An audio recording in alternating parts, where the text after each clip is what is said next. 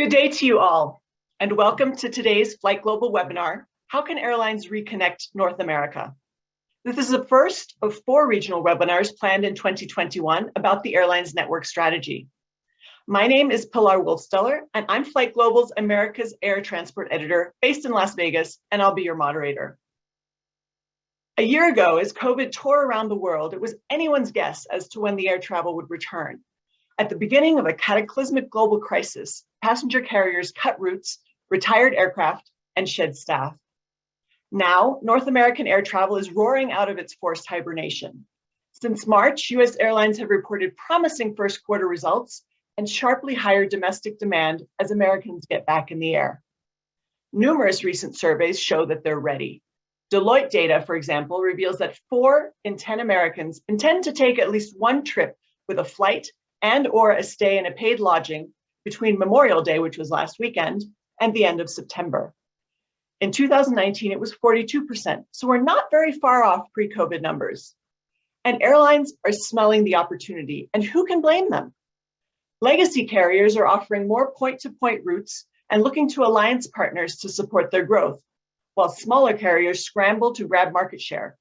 They all know US travelers are desperate to venture out back into the wild again after a year of staying put.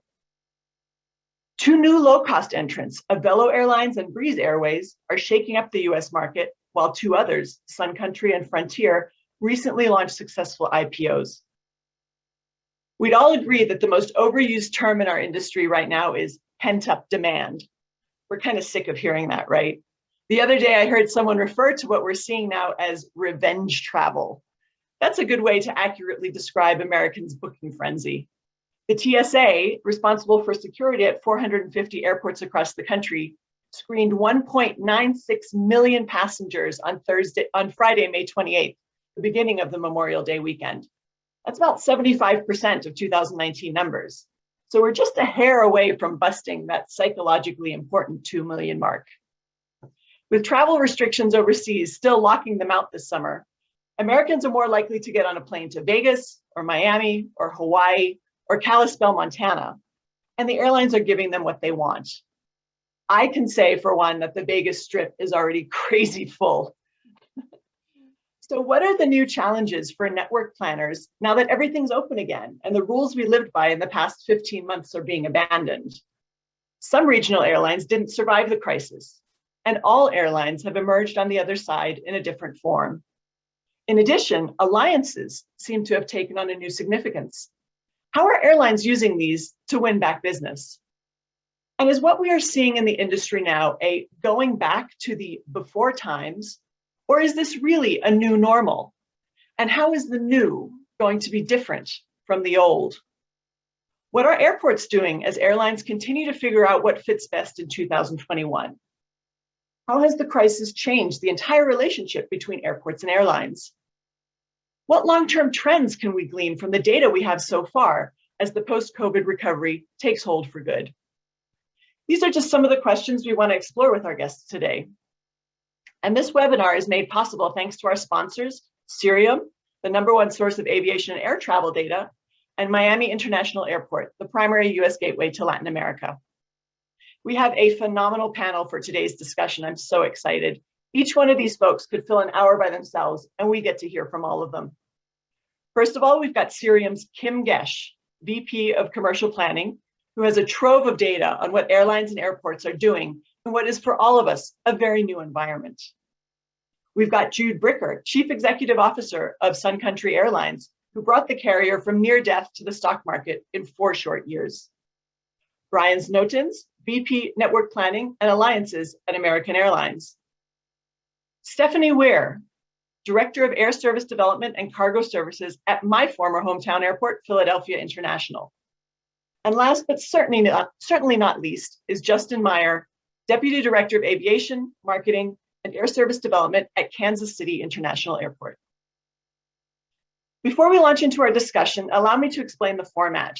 We're going to be live for the next 55 minutes or so, and this webinar is being recorded. I'll kick off the discussion, and after that, the panelists look forward to answering your questions. Please ask your questions via the Q&A icon and not the chat at the bottom of your Zoom screen. Behind the scenes here at FlightGlobal are Chloe Bass and John Hemmerdinger, who'll be making sure everything runs smoothly. And if you have a technical issue, you can reach them via the chat function. So let's get going. For the first time in quite a while, we're seeing optimism, anticipation, exuberance, excitement, and relief from anyone who's anyone in airlines across the US. I want to start off with Jude Bricker. You lead a small carrier in the middle of the country with a unique business model. So you offer scheduled service, charters, and you have a thriving cargo business. What are you seeing in the recovery so far? And how's it going for Sun Country? It's going pretty well. I mean, we have exposure to the areas of aviation that are the most resilient or first to recover, starting with cargo. As you mentioned, we have a big program with 12 airplanes, and that program was stable all the way through COVID. And then we have a charter program that actually grew during COVID, as a lot of customers that had flown commercial are now flying on a charter basis, which has been great. And then we have a focus on leisure, particularly domestic, with some Mexican Caribbean destinations. So that's kind of the perfect mix to be in when COVID came, and we also didn't have an order book. And so the company, we had a great sponsor in Apollo. So we were pretty well positioned to start this out, and that, led to our outperformance through the COVID crisis. And then even today, I think, demand continues to improve, and we're starting to face the kind of challenges that are more symptomatic of rapid growth than survival of, getting airplanes and getting employees and trying to manage a ramping up. So in April of 20, it's sort of the trough of COVID. We flew in aggregate about 900 hours. The airline was almost shut down. And we'll do about 15,000 hours in July, so 15 times bigger. And so all those staff that, manage the daily operations are going to be really stressed, and we're trying to continue to get support into them. On the demand side, we continue to see things improve. Some things that are there's so many weird things in the economy right now about the recovery, because it was such a shock to the system when it happened. The recovery is going to be a little bit unpredictable, I think. And so what we've seen is, really strong demand to sun destinations, which is great. Most of our customers originate from the upper Midwest, particularly Minnesota. So we had a really nice winter that improved out throughout the winter period, particularly as vaccines started to roll out. So March was pretty good, still down from March of 2019, but improving. And then bookings really took off as we saw vaccination rates rise. And so now the hotspots in our network for demand are originations out of Dallas, Austin, and Houston. And then we're starting to see VFR traffic coming back, which I think is a really important component. So, first you're willing to go sit on the beach somewhere, then you're willing to go see friends and family, grandma who perhaps is a higher risk of COVID. And so those are starting to open up. And so for us, that means connectivity to coastal large markets like the LA basin, San Francisco, Seattle, Portland, Boston, New York, and DC area. So all that demand is now starting to come back, and that's a really, really positive sign. For us, business travel manifests itself in a sharper yield curve. So that means, airlines try to yield prices such that the price that you're looking at any given time is the best price you're going to see. And then prices continually rise through booking. And a lot of that uplift is driven by business demand and close-in fares. And we're not yet seeing that. The yield curve remains really, really flat. And so yields will be down, which is a challenge as fuel prices are rising and government subsidies are expiring. But the demand environment is unmistakably positive right now, and we're continuing to see improvements really exponentially as we move into the summer season. Brian, American Airlines is a very different beast from Sun Country, and you've launched now your Northeast Alliance with JetBlue. You have Alaska Airlines just joined the One World. You guys are fixing to take over the world, it seems. What did the pandemic do to your network planning strategy? Well, as Jude said, we had to be flexible. I think at the beginning of the strategy, we all looked to past crises and tried to predict what was going to happen with this one. And I think most airline planners ended up being wrong, including me. What we did learn through the pandemic is that we need to be flexible, need to adjust our capacity based on incoming bookings and not historical trends. So we've seen through the crisis, we've just as other airlines have, we've redirected capacity to more leisure points. Our network has been bifurcated more along the lines of north-south than most others. Our northern hubs have underperformed through the crisis, as we've seen a higher reluctance to travel in the Northeast, and as well as more strict government closures and restrictions than in the South. So our DFW and Charlotte hubs were the first to begin the recovery. And this summer, if you happen to be flying through DFW or Charlotte, it will look like any normal year in DFW or Charlotte. DFW and Charlotte capacity are essentially going to be flat. And then looking toward different spokes in our system, we have Justin on. So looking at Kansas City, for example, in July, we're flying the same number of seats to Kansas City this July that we flew in July 2019. The big difference is where those seats are aimed and where the differences in capacity are. So Kansas City to DFW, for example, is up 30% in seats. Charlotte is up about 12% in seats. But markets like O'Hare and Philadelphia and New York have all been reduced.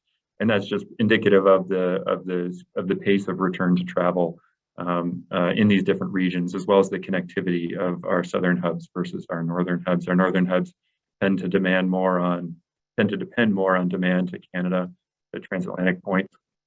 And Stephanie, in Philadelphia knows the transatlantic demand has been off quite a bit, and our Philadelphia hub is our gateway to transatlantic points. And with that demand not there, not only do we not fly seats to European points from Philadelphia, but we also don't need the supporting seats from domestic U.S. points that connect in Philadelphia going on to European points. So for American Airlines, if you look at our short haul international and domestic airline, we are essentially a 2019 size once you exclude the long haul flying, trans-Pacific, transatlantic into deep south. It's just where we're flying right now is different.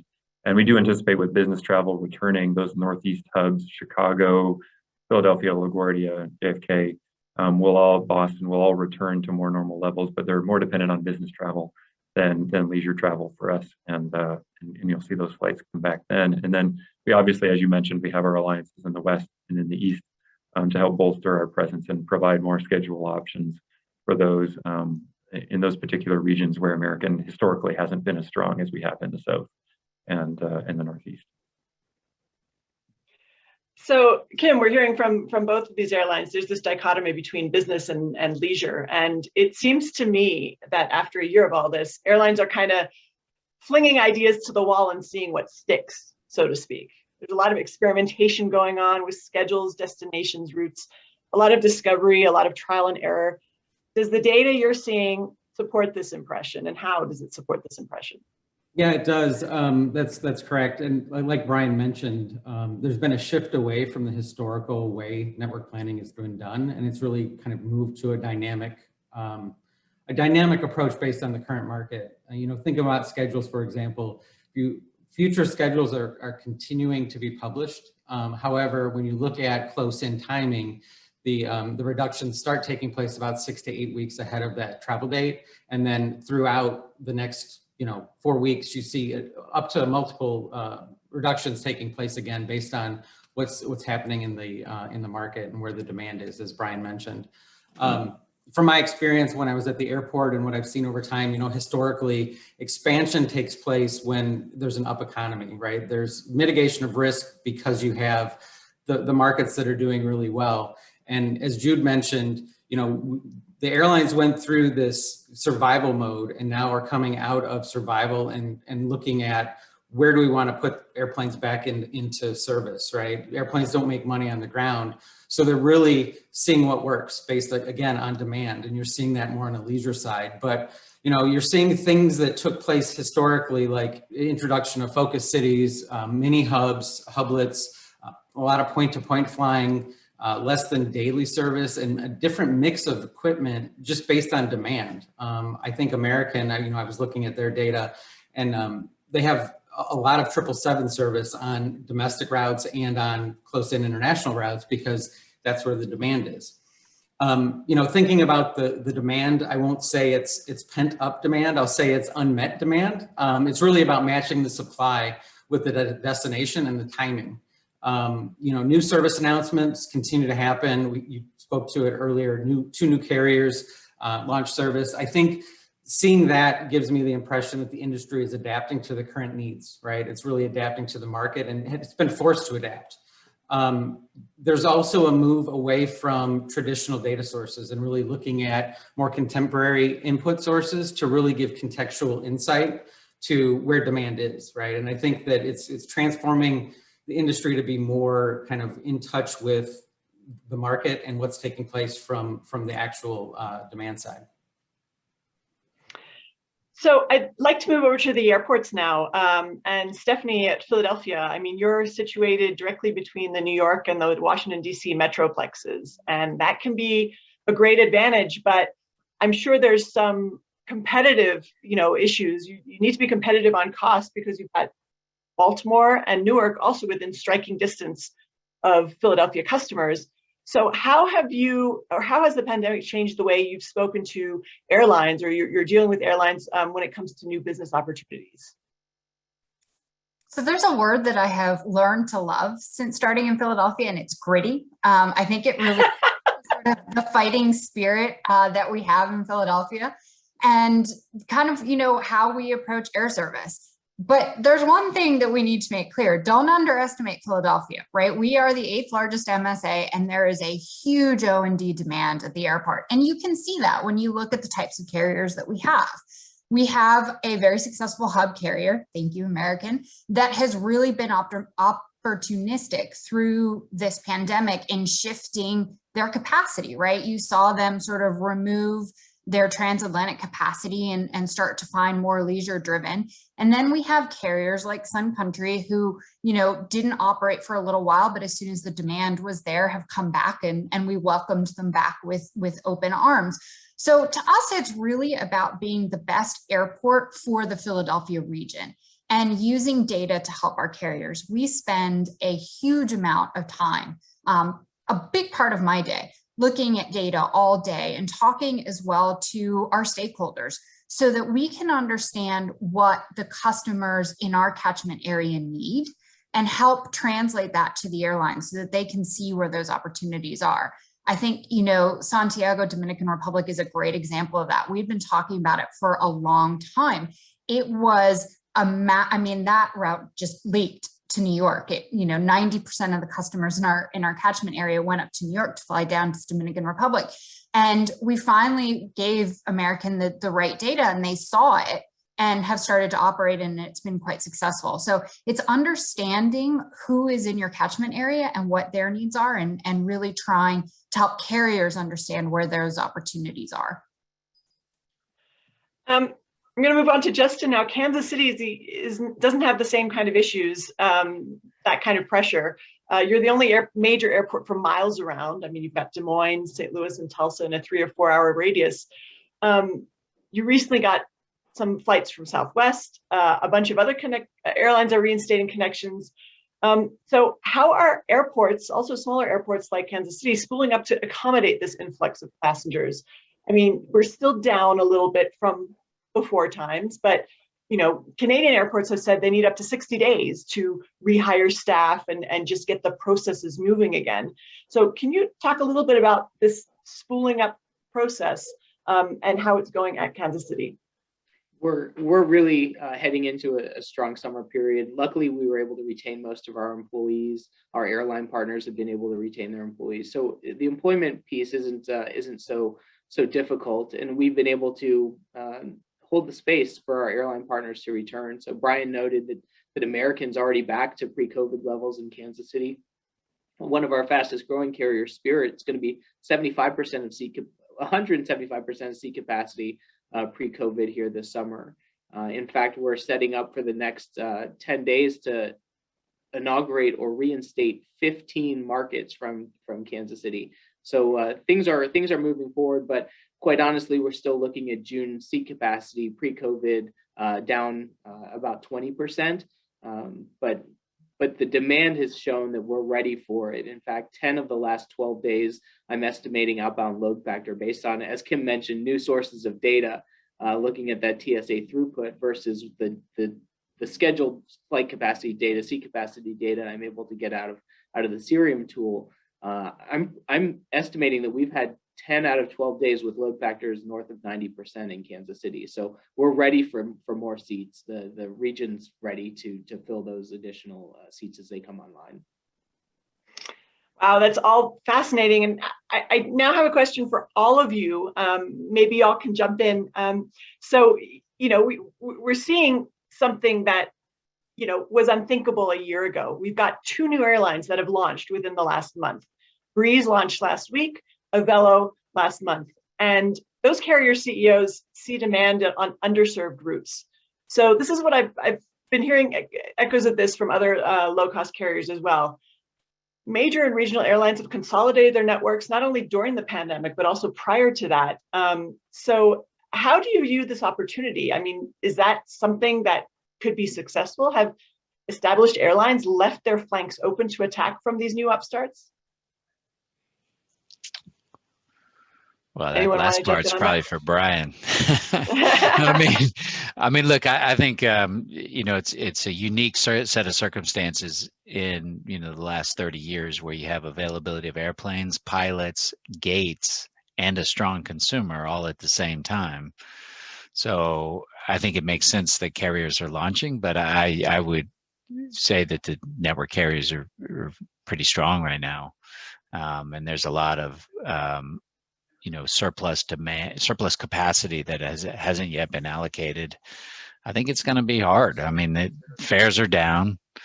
There's a basis of cost that just can't be removed. And airport costs are going up on a unit basis because airports are fixed cost institutions largely, and those costs then are spread over fewer flights in many cases.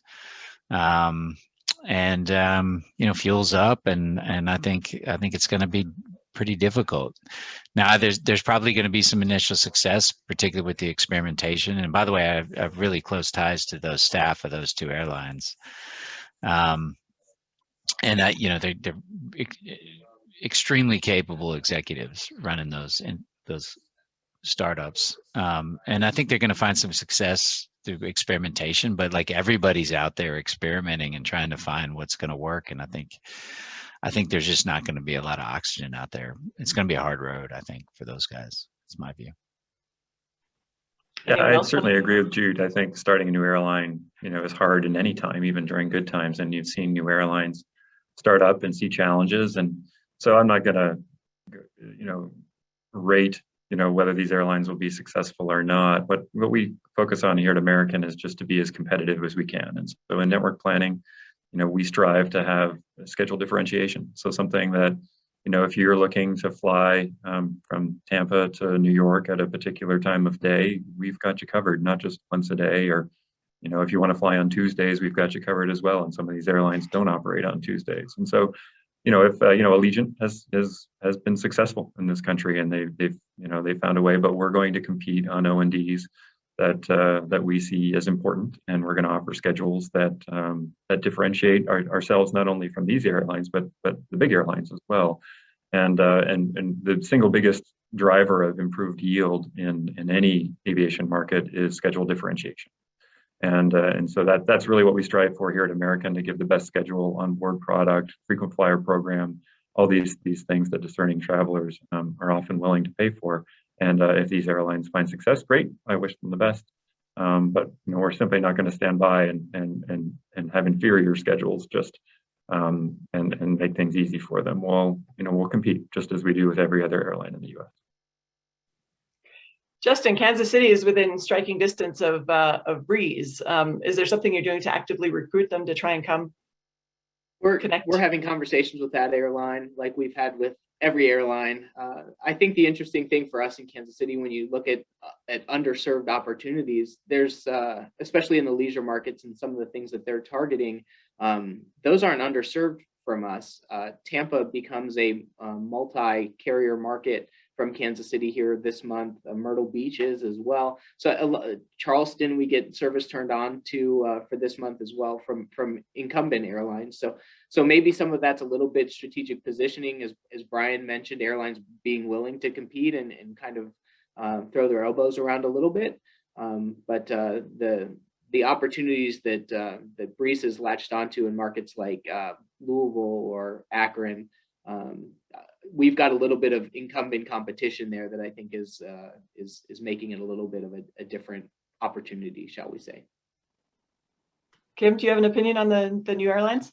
Yeah, I was going to say, I mean, time's going to tell, right? I mean, it's in this, we're all, has been mentioned, we're in this experimentation, mode. And I think that they're coming in with a clean sheet, right? Like, so they're starting from scratch. There's not legacy stuff that they have to deal with, and they have the agility to adapt, but that's going to be an advantage. But as time goes on and things get back to the new normal, I think everything will shake out and we'll see, right? But it's still too early, but I think that that's their main advantage, is that they're, we've seen disruptors, we've seen new airlines come into the market, but prior, but the landscape and the lay of the land is vastly different today than it was when new carriers entered, or you had, business only service between the US and Europe. How many times has that happened or been tried and not been successful? But it's a different, it's a different market now post-COVID. Great. So I'm going to get to some of the questions that have been coming in from our participants. So once again, if you do have a question, please type it into the Q&A icon at the bottom of your screen and not the chat box. And we're going to try and answer as many of them as possible. So our first question, okay, here we go. We've seen narrow body service beginning on transatlantic flights. JetBlue's starting out with their 321. So Harpreet Sandhu is asking, what will be the impact of the new long-range fuel-efficient narrow body aircraft on transatlantic routes in this post-COVID environment? That one's probably aimed at me. We have XLRs coming, and we have an order for a number of those, and we're modeling now, in our plans for the next 5 years and where we envision those airplanes flying. And going back to what I said earlier, it really is about schedule differentiation. And so, we'll be looking to add new nonstops for markets like Philadelphia, the secondary European points, not only to be the only nonstop in that market that, will drive more business share and yield in those routes, but also in many cases be the only single connect from a number of US points that would be connecting over Philadelphia. So that would be our primary goal with those airplanes. But then in other markets where we can offer 2 trips a day on these XLRs instead of 1 trip a day on a wide body, again, as the ability for us to cover time channels that may go uncovered by other airlines and allow us to attract more share as well. And then, as we've seen domestically, the seat costs on these narrow body airplanes are lower than that of a wide body airplane in general. And so the economics of flying these narrow bodies, where they're capable, of course, they're not capable of covering deep into Europe, but where they're capable, the economics are favorable of the airplane on the cost side, but then on the revenue side, we have that differentiation that allows us to attract higher yields as well. And so a big focal point for American in these airplanes will be the Philadelphia market, where we can not only add new points, but new frequencies as well. So just to be clear, you're going to be launching also narrow body service from Philadelphia to Europe? That's your plan? Yep. And what time frame is that going to be? In the next 5 years, we won't commit to a start date, but we're taking these airplanes starting in 2023, and we have a number of them coming. And so, and it won't be only Philadelphia. We just had Stephanie on the call, and that is our primary transatlantic gateway. So you'll probably see most of them in Philadelphia, but from other markets like O'Hare and Charlotte, New York, Boston, those would be the logical points for us to add services as well. As long as we get the first one, Brian, as long as we get the first one. I, for one, am so excited about that aircraft. It is going to open up a ton of possibilities, especially on transatlantic. You will see a lot of routes that would not have worked with a wide body that really will work with the right type of aircraft on them. So it'll be really interesting to see how the different carriers utilize them to strengthen their network and get the yields that Brian was talking about. So a bunch of you already spoken a little bit about the business travel versus leisure travel. I mean, obviously leisure is booming right now. Everybody's getting away. Peter Gordon asks, how long do the panelists think that business travel will take to recover, and will it ever fully recover? To what extent will it affect the economics of legacy carriers if there isn't a strong base of business travel? So I don't know, maybe Kim, you can start off with your opinion on this. Based on some of the research and studies that we've done, likely it goes out to 2024, right? When you start to see international traffic returning, and that's akin to business as well. That's really our take on it. I'll defer to Brian and Jude on what their thoughts are from an airline's perspective. It'd be disingenuous to sit here on a virtual conference call to say that, business travel has not changed substantially. I mean, I think we're going to see a huge displacement. I did the IPO right here from this seat with 44 or something investment meetings over 4 days. And the last time I IPO'd a company, we were on them all over, flying around everywhere. And, I think that it turned out to be better virtually, quite frankly, and so I think some of the things are going to be permanently displaced. I do think we opened our office to masks yesterday, maskless, for vaccinated folks. And so we're starting to accept visitors. And I think that once if you're a vendor and you're a salesman and, your competitor visits a client, you're going to be right in an airplane. And so I think it's going to build pretty rapidly. I think there's going to be some permanent displacement, but, I don't have any idea for the scale, but business customers are going to come back into the air. We've all get probably a dozen emails a day from some vendor that's trying to establish a connection, and it's just easy to delete. And I think the sales process or B2B sales it's going to be back in the air. And I think conferences are going to get back. I'm planning on one in the third quarter. And so my view is we're going to see a recovery of, certain kinds of business traffic that'll take us into like down 30%. And that last 30% is going to be really sticky and hard to recover. And it's going to take a really long time, as Kim said. Yeah, I certainly agree with Jude. I think business travel is changed, absolutely. And as I said before, that we've learned through this crisis that we can't predict exactly what that change is, but we need to be able to adapt to it. And all the points Jude made, certainly resonate with me. I think one of the elements of change that I don't have many answers for, but have identified, is that someone who used to work in the LA Basin as a developer for a particular company, never traveled before for business in their entire career, now happens to live in Bozeman, Montana, and they're doing development from there, and they need to go back to the home office 4 times a year to meet everybody else. That'll be a new element of business travel that we hadn't seen as much of before. And how much will that be? How much of the traditional business travel will it offset? We don't know. But we need to be very flexible in how we bring back our flying, and we've been doing that. So it's American is looking for business travel to return. 47 of our top 50 corporates have said they'll be back in the air by the end of the year, many of them in July. We've been hosting guests here at the office for a few months now, and we just went maskless as well here for vaccinated folks when they're with an appropriate distance from others.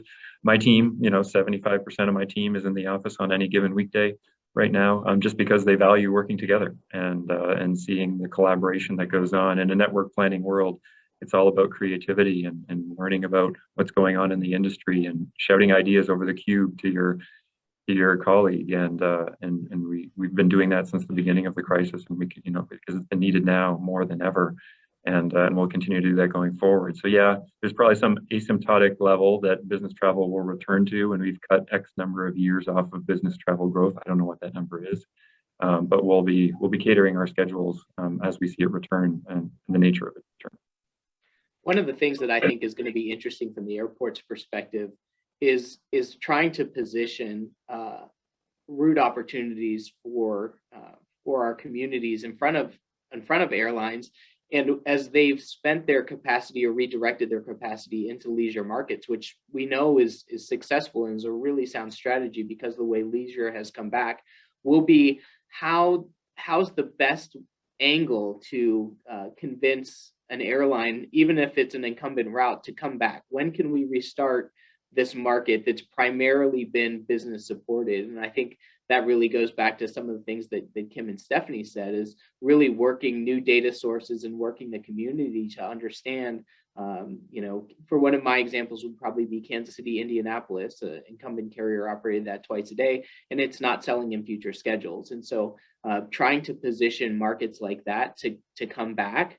I'm appreciative of the nonstop service to Florida and all the panhandle service I have now, and the new kind of Charleston and Myrtle Beach service that's starting on. But at some point, my community needs to be able to get to Indianapolis again, and whether it's friends and family or whether it's business. And I think that's going to be the interesting dynamic that airports like mine find ourselves in, where we're working with our airline partners to try to reinstate some of that and position an opportunity like, hey, Indianapolis versus Bozeman, as you might say, Brian, or Portland, Maine, or Bangor, or all these places where so much leisure, kind of great outdoors aircraft went, to try to get those back in some of the more traditional markets, because I agree that they won't come back quickly, but some of those long established markets, there's a need. The other thing, if I could just jump back in, is just kind of looking at the way that the market has changed from a booking pattern perspective, I think is going to potentially be a challenge as well. We're seeing a lot of business traffic is closer in, right, within 3 days, 7 days, and historically it's been further out. So planning for that is going to be a challenge, and as Justin alluded to, having those non-traditional sources of data are going to give those insights to where people are looking, potentially even ahead of the booking taking place. One of the things that we're doing at PHL is spending a lot of time with migration data.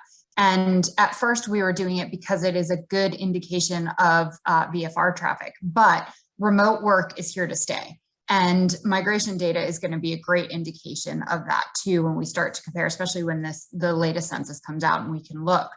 It's going to be a great way, and we can really dig, as an airport, we can really spend the time and dig down into that data and give airlines insights that they might not necessarily have time to do for each one of their individual airports, that really can give a good indication of where that demand will be.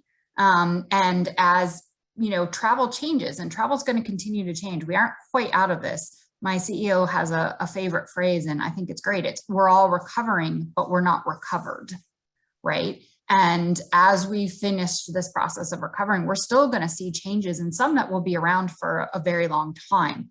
And those data sources can help our airlines find where those opportunities are at each one of our airports. So a word I'm hearing a lot from all of you is flexibility. And I have a question for Brian. I mean, can you explain how you shift a massive corporation like American from planning a schedule, say, I don't know, 12 months ahead, to a several weeks planning cycle? As the booking curve, it's now extending.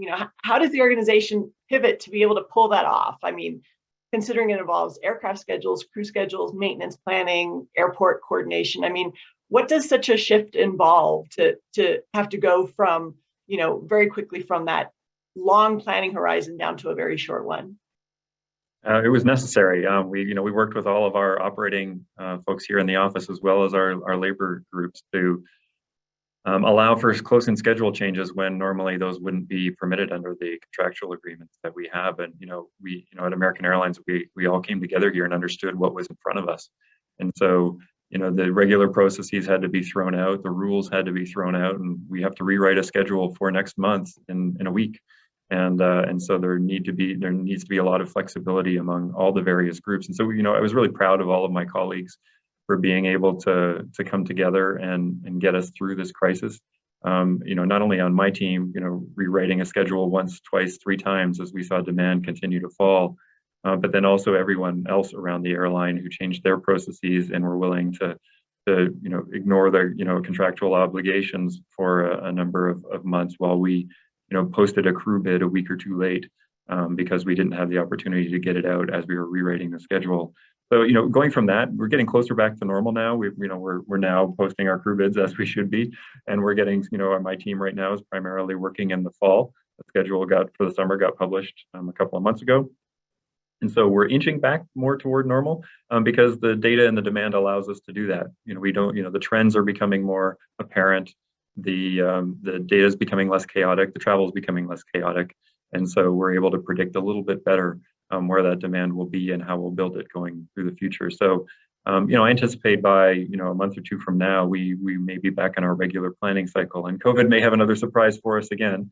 We don't know what that is, and we'll have to adjust. But certainly, as we've gone through the crisis, we've had to be flexible. It's either be flexible or die, and so we chose the former. We have a question from James Bowden. What leading non-aviation indicators are you looking to determine market recovery? Kim? So Stephanie mentioned one. I think migration data or census data is one. Looking at social media, looking at looking data like search data, I think is another one that really gives an indication or a leading indication of where people are where people want to travel. Not necessarily that they do, because they have to take that look, has to convert to a book for it to actually be the travel. The other thing, June mentioned it, looking at where events are popping up, where events are returning. I think that's a key non-traditional data source to look at, as well as the restrictions that are in place, whether that's internationally or even within states from the protocols that come in with COVID. Yeah, a few other data points, just the obvious, which is COVID. So COVID vaccination rates and infection rates have been a huge and powerful leading indicator for regional recoveries. And then I think Brian and I would both say that the information we get on our loyalty programs has been hugely helpful, as you've seen. So we get insight into expenditures on cards that we issue. And you saw, like initially during the COVID crisis, a lot of home improvement, really accelerated e-com.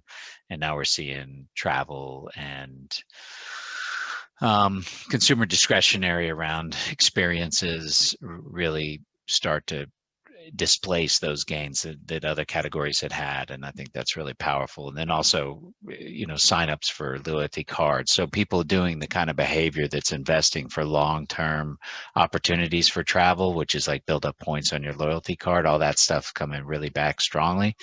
And I think that's portends really positive, midterm demand profiles.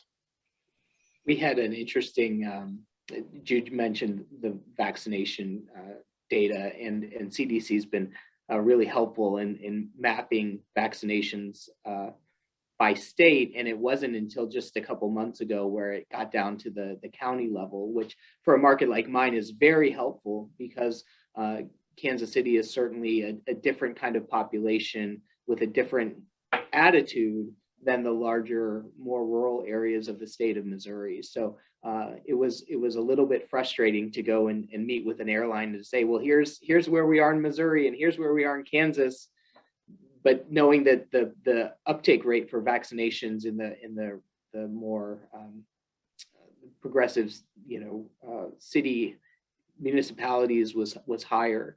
So I was very grateful when CDC got down to the county level, that we could kind of look at the islands that exist in terms of places. And I assume that airlines benefited from that as well. My favorite indicator that was shared on social media by John Ostrauer was a Google search trend for luggage and people looking to purchase luggage. I thought that one was really funny.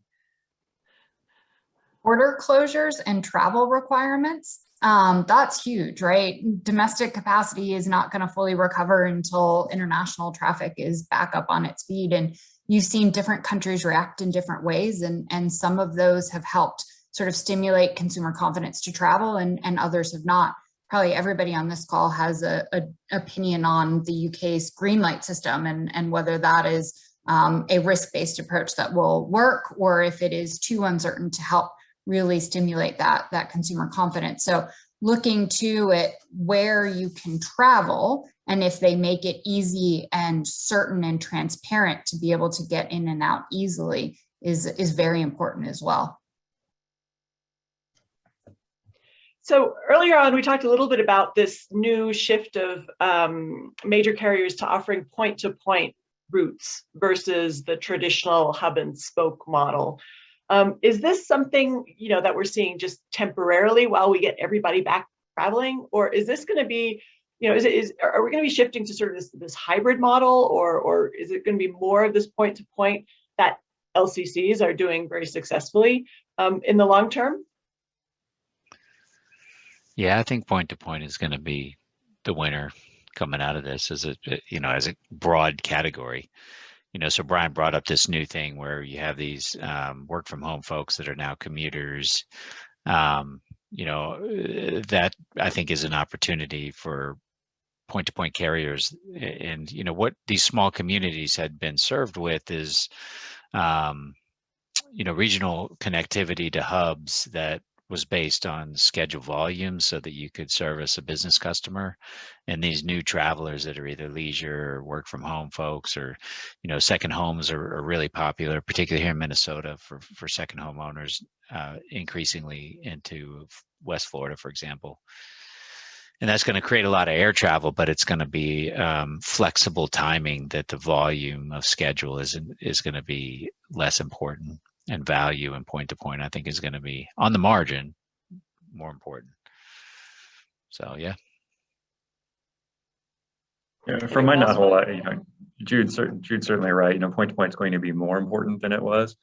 You know, how much more remains to be seen. And, you know, we at American, we tried our own point-to-point routes, and that's for two reasons. One, because of the nature of the demand. You know, it is leisure, and being able to connect points nonstop is always preferable to a connection. The second is opportunity cost. You know, we had a number of airplanes that would be flying DCA to LaGuardia 13 times a day, and we didn't need those airplanes flying 13 times a day in that market anymore. But we could go and experiment with new routes, like Kansas City to Cancun in the first quarter. And through that experimentation, you know, we learned things that we may not have learned in a normal world, and that Kansas City to Cancun was a good market for us. And in the future, it would pass muster not only against a parked airplane, but would pass muster against an airplane flying in a different market in the first quarter. And so, you know, we'll be looking to bring routes like that back and perhaps even grow them in the future. Other routes we've tried that have been point to point clearly are only going to work through the type of pandemic that we're in right now, and those planes will go back to businessy type routes in the future. But, you know, we've seen two startups now, both of them focused on point to point, and, you know, ultimately demand will drive where that supply goes, and you're seeing some of it now. But you know, on the margin, I certainly agree that it will be more important. I don't think it'll become dominant anyway. So with this increasing importance of point to point, what's that going to mean for a hub airport like Philadelphia, Stephanie? I think it means that you're going to see our hub carriers switch to some more point to points, and they have, right? There's a lot of examples of how they have been opportunistic and used that aircraft that was doing other things to fly point to point. But it also speaks to the success of the other carriers that we have in the market that have gained market share through the pandemic. And, you know, we have two carriers, Spirit and Frontier, who are already above their 2019 levels because they have looked for those opportunities to connect, especially in the leisure point to point. So I don't think the hub model will go away. I think what it will teach the sort of more hub legacy carriers is that there are opportunities for point to point, and that there's a good kind of hybrid for them to be able to do that. And that they'll, as Brian said, have seen opportunities that they wouldn't have necessarily done before, and they'll keep using them. So I think you'll see a shift. It's not going to be black or white. The hub and spoke model is not going away, but you might see those carriers do a little bit more point to point than what they did in 2018 and 2019. Anyone else want to weigh in? No. Okay, we'll go to the next question. A question from Sally Leibel. How do you see the acute labor shortages challenging a successful summer travel period? One of the issues that we've run into, and I mentioned that we were able to keep our airport staff employed throughout the pandemic, thanks to some external funding sources that helped, I think, everyone in aviation kind of make it through. But one of the things that we're seeing is some of those frontline jobs we are having a little bit of a hard time with, be it bus drivers for our economy lots or our partners on the concession side. We're still not fully up to the hours that passengers expected pre-COVID in terms of staffing for the Starbucks inside the gate area. So that's a pain point for travelers that are coming back that may expect things to be just like they used to be, but they're not quite. So that was locally, that's one thing that we're still struggling through is some of the staffing levels there.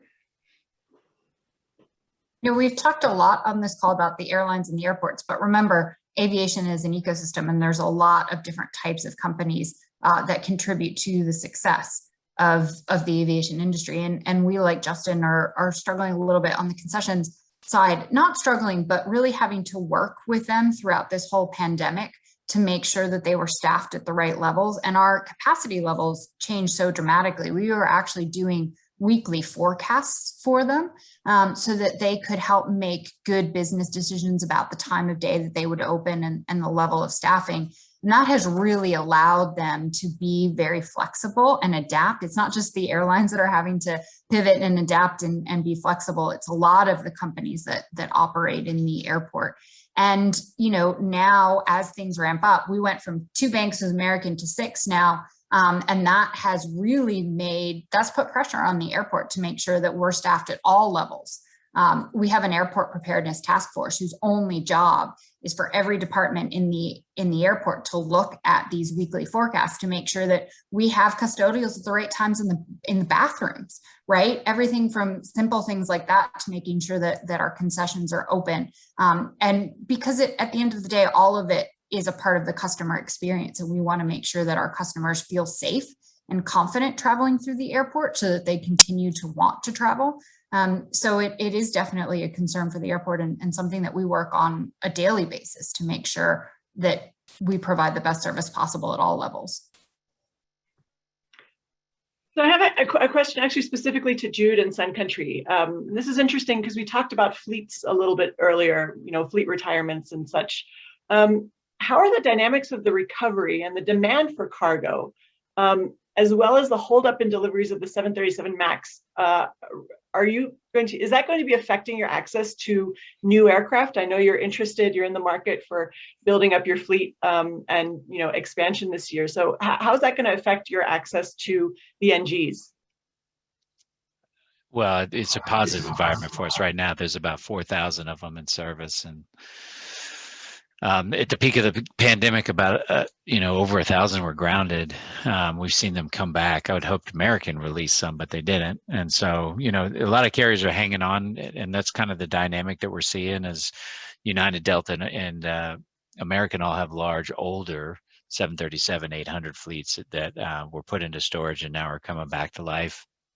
Southwest has gotten out of much of their 700s, and they've made big moves into the MAX. And then around the world, we didn't see the kind of washout in the industry that I would expected. So big restructurings in Virgin Australia and Norwegian, and I expect Lion Air to struggle severely, and their big 737-800 NG operator, and India is going to get shaked up with Vistara and SpiceJet, and so there's going to be there's still a lot to do, and we haven't talked about Europe. A lot of these tour operators and ACMI operators are really struggling, not to mention the network carriers over there as they lag the US in their recovery. So look, I think there's going to be more airplanes than operators, and that's going to be the dynamic for a while. Interestingly, the Airbus markets are much weaker because they've continued to produce NEOs, where we've seen a pause in the MAX line. And then there's a wide body market, which is like, man, if you're looking at what to do with your XLRs, Brian, you might consider some 330s and get them for half the price of a 321. And so, I think that there's just tremendous surplus in wide bodies. And so there's no hope that the cargo market across those categories is going to soak up that surplus in the near term. And as Stephanie mentioned, it's an ecosystem, and the capacity with the suppliers and OEMs is massive, and they got to start making planes again. And Boeing's forecasted to be up by 50 a month again late next year, and that's that's probably more than the industry can handle with existing capacity levels. Now, I think that, we talked about recovery a lot, and so I remain pretty bullish on aircraft prices in the next 3 to 4 years, because the OEMs are going to escalate really rapidly for repairs. And so, there's a floor to valuation that has to do with the maintenance value of the asset. But there's plenty of planes out there. We're not moving our price points, and we're getting the planes we need. And so it just takes some patience, and there's so much uncertainty in the market right now. It's a really interesting time because, as we all talked about, a recovery, if you're an aircraft owner and you want to sell it, then you got to try to sell it to Jude, who's giving me pennies on the dollar, or do I put it in the desert and see what happens? And a lot of guys are putting it in the desert, but they can't do that forever. They'll sell me the airplane. Jude, can I ask you, in terms of your Amazon partnership, and we're so excited to see Sun Country operating for Amazon Air in Kansas City. That service was inaugurated last month. Is there opportunity for growth inside the Amazon portfolio? And has your Sun Country's experience with Amazon kind of opened up the thought to, are there other opportunities as a provider in the cargo space? What's your... Yeah, with respect to the Amazon point, you'd have to ask them. I mean, they control that. That's their airline.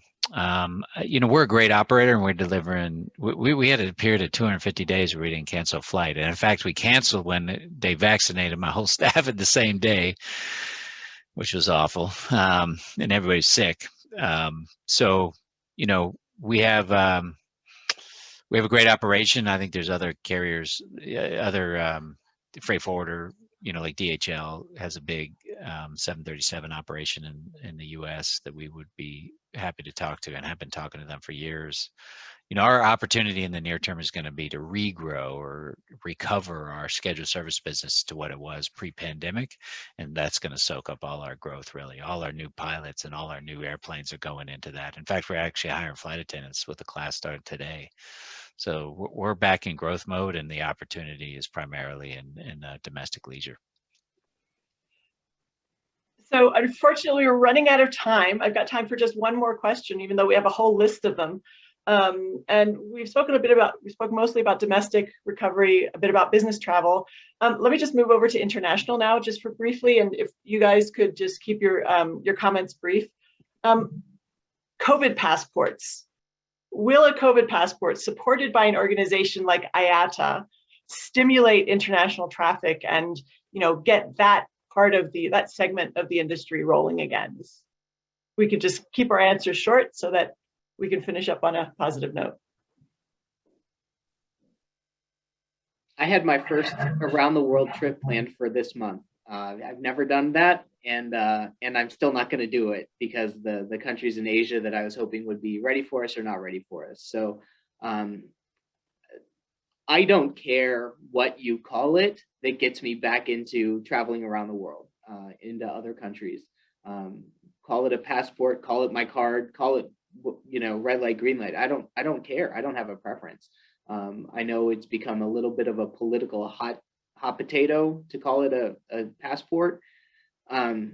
Countries have got to do what countries have got to do to protect their population, and I think that's when it comes to that, it's a really basic level of understanding. So whatever it takes to get global travel opened again. I think we as travelers all on this call have really have a desire to be back in the world, and the literal world, to be back after it. So whatever it takes is my opinion. This goes back to my point. Governments need to be consistent, and they need to be transparent, and the industry needs to push for that.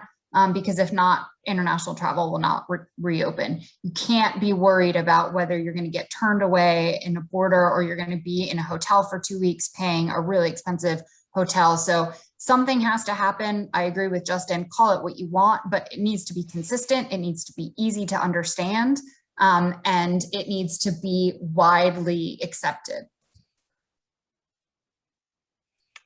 Great. So unfortunately, we're going to have to wrap up there. This is an endlessly fascinating and important topic, and this is only a quick look at the US. I mean, we didn't even begin to talk about Canada in depth or other regions where travel restrictions drag on. So I know there's a lot more mileage on this topic as we move to this life after. So I want to give a great thank you to all of our great panelists for giving their time and expertise so generously, and a special thanks to our sponsors, Cirium and Miami International Airport. A download of this webinar will be available shortly on flightglobal.com/webinars, and a report will be running on the website as well. You can also check back on the website to see our lineup of further events and webinars in the coming weeks and months. Our next one is scheduled for June 24th, and it'll be on the topic of passenger to freighter conversions. And maybe more importantly to this audience, our second airlines network strategy webinar focused on Europe will be on July 22nd. So thanks once again to everyone for joining us today. I hope it was an informative session that was well worth your time. From all of us here at FlightGlobal, please stay safe and see you soon. Good day, everyone.